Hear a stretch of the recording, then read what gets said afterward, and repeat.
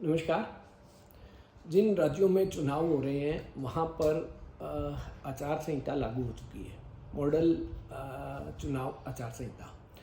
और आम आदमी को जो सबसे बड़ी परेशानी उठानी पड़ रही है वो कैश को कैरी करने के लिए, मतलब नगद को वो जब लेकर जाते हैं और उनकी जांच होती है, उसको लेकर आम आदमी अनभिज्ञ है और उनको इसके बारे में जानकारी नहीं है कि क्या करना चाहिए। मैं थोड़ी सी जानकारी इसमें देना चाहता हूँ।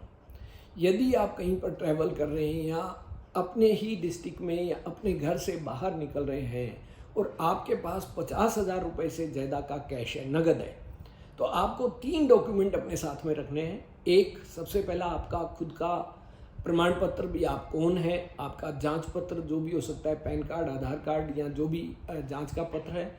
दूसरा, वो जो कैश आप कैरी कर रहे हैं उसके साथ में आपका क्या संबंध है, ये आपकी इसमें जानकारी होनी चाहिए।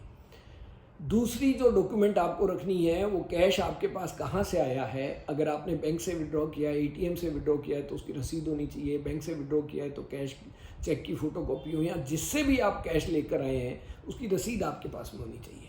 और जो तीसरी अहम डॉक्यूमेंट आपके पास में होना चाहिए वो उस कैश का अंत यूज, वो कैश कहाँ लेकर जा रहे हो, क्यों लेकर जा रहे हो। अगर आप कोई ज़मीन खरीदने के लिए जा रहे हो तो कोई एग्रीमेंट होना चाहिए। शादी की कोई खरीदारी कर रहे हो तो आपके पास कार्ड होना चाहिए, या कहाँ दुकान पर जा रहे हैं या इलाज के लिए जा रहे हैं तो कोई पर्ची, मतलब इस तरीके का कोई सबूत होना चाहिए जिससे ये पता लगे कि वो 2 लाख, 4 लाख, 5 लाख या 60,000 जो भी कैश आप क्यों अपने साथ में लेकर जा रहे हो। ध्यान रखें, अगर 50,000 से ज़्यादा का कैश होगा आपके पास और ये कैश आप किसी भी तरीके के ये 3 डॉक्यूमेंट्स नहीं दे पाएंगे, सेटिस्फाई नहीं कर पाएंगे, तो ये कैश को जब्त कर लिया जाएगा। जब्त कर ये पैसा जिला निर्वाचन अधिकारी के पास जाता है और वो आपको अपने समय के हिसाब से बुलाएंगे और वो इसकी जांच करेंगे। यदि नगद 10 लाख से ज़्यादा पाया जाता है आपके पास में, तो इसके लिए आयकर विभाग के अन्वेषण जो उनकी जांच टीम है उसको सूचना देनी ज़रूरी हो जाती है और वो लोग इसके सोर्स के बारे में पता करते हैं। मतलब एक और एजेंसी इसके अंदर इन्वॉल्व हो जाती है। ध्यान रखें, 50,000 से कम के बारे में भी आपसे जानकारी पूछी जा सकती है। आपको बतानी पड़ेगी ये पैसा कहाँ से आया, क्यों लेके जा रहे हो।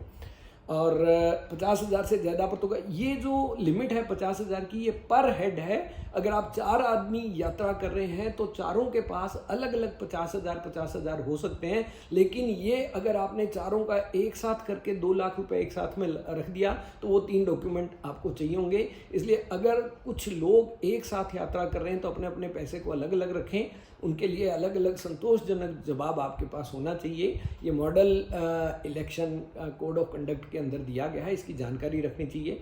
इसके बारे में एक बड़ी इंटरेस्टिंग आपको जानकारी देना चाहता हूँ। लोकसभा चुनाव 2019 के अंदर जो हुए थे उसके अंदर 3,456 करोड़ रुपए जब्त किए गए थे प्रशासन द्वारा।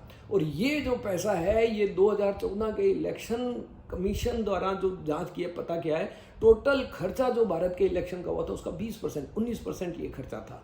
इसलिए कृपया ध्यान रखें, इन चीज़ों की जानकारी रखेंगे तो आप सुविधा में रहेंगे। नॉर्मली आम आदमी को इसके बारे में जानकारी नहीं होती। ज़्यादा पैसा लेकर नहीं चलें। पैसा आपके पास है तो उसका संतोषजनक आपके पास में जवाब रहना चाहिए। धन्यवाद।